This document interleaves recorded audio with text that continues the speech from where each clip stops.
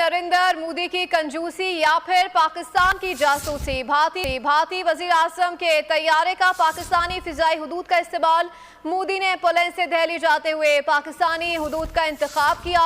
जराए के मुताबिक मोदी का तैयारा 46 मिनट तक पाकिस्तानी हुदूद में रहा। पाकिस्तान की मीडिया पे खबरें चल रही हैं, ब्रेकिंग न्यूज चल रही है। मैं थोड़ा हैरान हुआ कि इसमें ब्रेकिंग न्यूज वाली कौन सी बात है। और वो ब्रेकिंग न्यूज वाली बात ये है जनाब कि नरेंद्र मोदी साहब जो पोलैंड से वापस आ रहे थे, तो उन्होंने पाकिस्तान की एयर स्पेस को इस्तेमाल करने की रिक्वेस्ट की। पहले कभी ऐसा होता था तो अवाम या पाकिस्तानी मीडिया आग बगोला होता था कि हमारी फ़िज़ाई हदूद क्यों इस्तेमाल की है। अब इसके बरक्स है कि अब मोदी का यहाँ से गुजरना भी इन हालात में एक अच्छा शगुन गिना जाता है कि जिस तरह उसने इंडिया की एक जय पूरी दुनिया में करवाई, तो शायद इसी बहाने पाकिस्तान की भी हो जाए। तो ये लम्हा फिक्री। प्राइम मिनिस्टर नरेंद्र मोदी का जो एयरप्लेन है पोलैंड के बाद पाकिस्तान में देखा गया और ये चित्राल से होता हुआ लाहौर और लाहौर से एंटर हो गया अमृतसर में। अगर इस ड्यूरेशन की बात करें तो ये टोटल टाइम बताया जाता 46 मिनट्स के लिए प्राइम मिनिस्टर नरेंद्र मोदी का जो एयरप्लेन है उसने पाकिस्तानी एयर स्पेस को यूज किया। मालूम होता है कि हो सकता है कि पाकिस्तान की करंट गवर्नमेंट और प्राइम मिनिस्टर नरेंद्र मोदी के बीच हो सकता है कोई खुफिया मुलाकात हो, क्योंकि ऐसा होता हमने नहीं देखा कि दो मुल्क जिनके आपस में ताल्लुकात अच्छे ना हो, बातचीत बंद हो, लेकिन एक खास प्लेन। तो दोस्तों, प्राइम मिनिस्टर मोदी ने फिर एक ऐसा काम कर दिया जिससे पाकिस्तान में उनके नाम की सुर्खियां बनी हुई हैं, उनके नाम की चर्चाएं हो रही और पाकिस्तान में बड़ा ही ब्लंडर मचा हुआ है इस बात को लेकर कि किस तरह से प्रधानमंत्री मोदी जी जो कि यूक्रेन से लौट रहे थे और लौटते समय वो पाकिस्तान के रास्ते से चले आए दोस्तों। और इसमें वहाँ की मीडिया जो है वो खासा परेशान नजर आई। जो मेन सी मीडिया है दोस्तों, वो उसका कहना है कि पाकिस्तान का जासूसी करने तो नहीं आए थे प्रधानमंत्री मोदी जी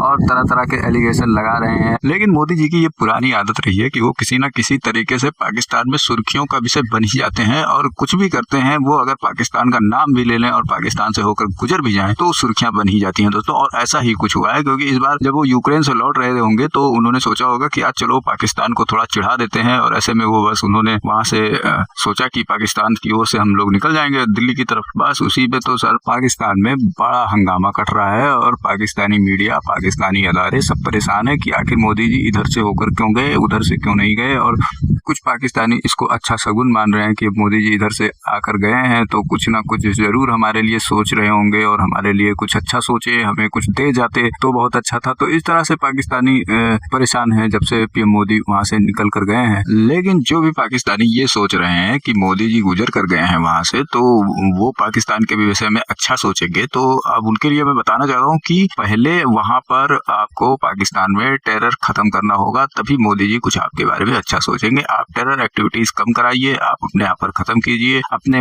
जो आपके ऊपर मोहर लगा हुआ है ना पूरे दुनिया में आतंकवाद का, उसको खत्म करवाइए, उसको कम करवाइए। तो उसके बाद तो मोदी जी तो हमेशा से चाहते हैं कि पाकिस्तान का भी भला हो जाए।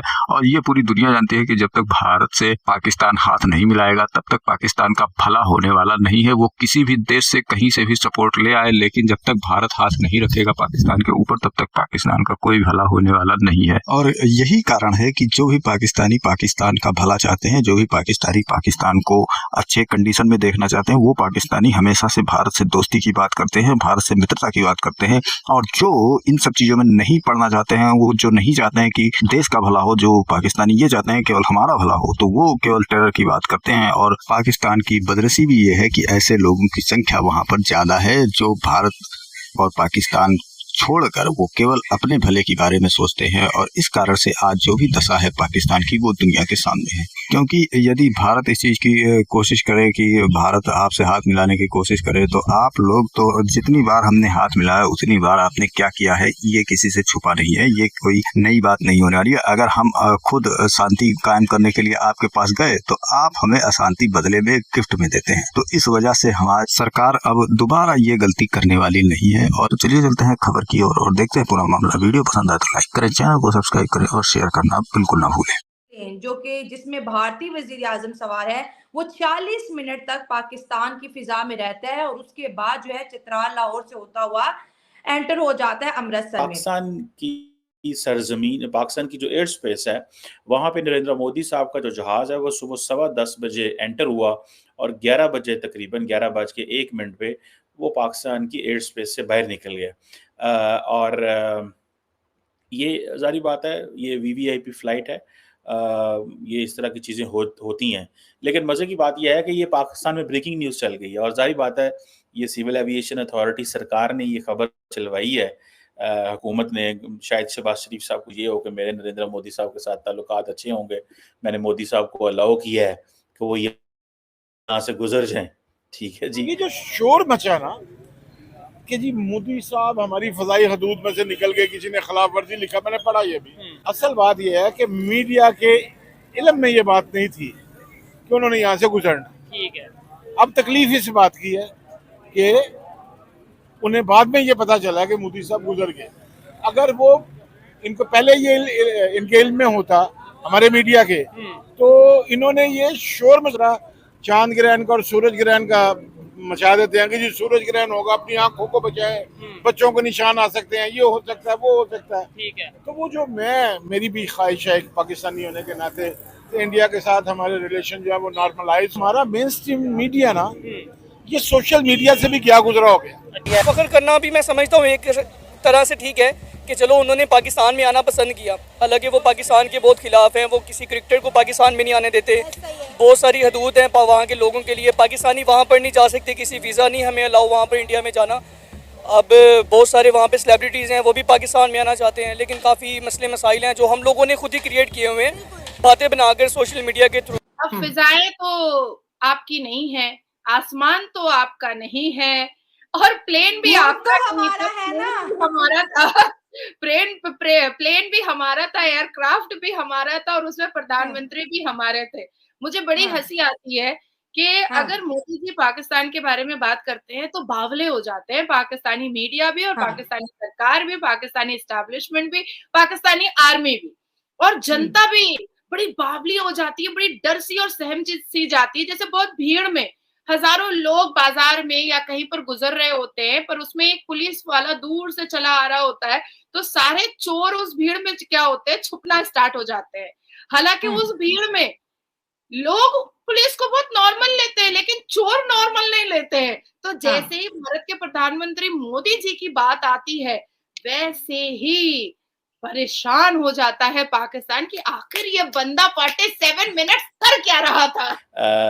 ये एक चीज, हालांकि मैं नहीं समझता इस पर खुश होने की जरूरत है। इसकी मैं पूरी आपको स्टोरी बता सकता हूँ कि नरेंद्र मोदी और डॉक्टर जयशंकर क्या सोचते हैं।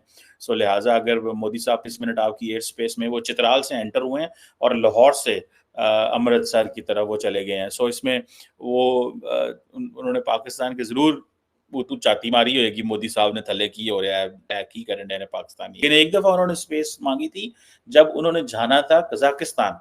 उन्होंने ये कहा कि हमें जाना है और परमिशन ली और जारी बात है, लेकिन वो गए नहीं। ये देखिए, ये तब की बात है जब 2019 में जम्मू एंड कश्मीर के मसले पे इंडिया ने 370-35 रिवोक कर दिया था और ये चीज़ें। लेकिन ये देखें, अब इंडिया और पाकिस्तान के हालात ऐसे हो गए हैं कि जहाज भी गुजरना है तो इजाजतें मांगनी पड़ती हैं और मीडिया खबरें दे रहा है। इट मीन्स कि कोई और खबर ही नहीं। तो सबको पता होता है PIA जो है वो कंट्रोल करती है इसको, जो भी जहाज गुजर रहा है उनको पहले से आइडिया होता है कि यहाँ से जहाज गुजरने लगा है, और वो वहाँ से गुजर के जा रहे थे, कोई अटैक करने नहीं आए थे।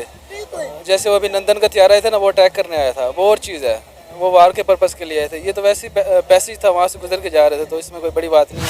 मुख्तसर बात करते हैं ना, जब जंग होती है तो कौन लड़ता है? फौजी लड़ता है, जर्नल। और जब सुलह की बात करनी होती है तो कौन जाते हैं? पॉलिटिशियन जाते हैं। तो इसका मतलब ये है कि अगर आप चाहते हैं कि जमीन पर अमन की बात हो तो डेमोक्रेसी को लेके मोदी साहब का यूक्रेन में जाना, असल बात यह है कि यूक्रेन को पूरे यूरोप और पूरे अमेरिका ने आसरा करवाया, सपोर्ट करने का वादा किया, मगर बाद में उसे बिट्रे करके मरवा दिया उसे। तो इस हालात में यूक्रेन की जो गवर्नमेंट है, जो उसका प्रेसिडेंट है, वो यूरोपियन लीडरशिप और अमेरिकन लीडरशिप पर रिलाय करने के लिए तैयार नहीं था।